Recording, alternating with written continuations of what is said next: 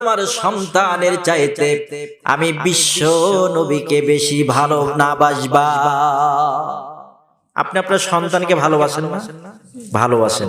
সন্তানের জন্য গরুর গোশত, ইলিশ মাছ, কত সুন্দর বাজার নিয়ে আসেন। সন্তানের কপালে সুম্মা, ছোট বাচ্চার কপালে চুম্বন না করলে আপনার মনের তৃপ্তি হয় না। কথা বলে ঠিক কিনা? আপনার স্ত্রী এত আদরের সোহাগিনী, তার মুখটা না দেখলে আপনার সারা দিন ভালো লাগে না, ঠিক কিনা? এত মোহাব্বত সন্তান আর স্ত্রী, পিতা মাতা, পিতা মাতাকেও অনেকে অনেক ভালোবাসি।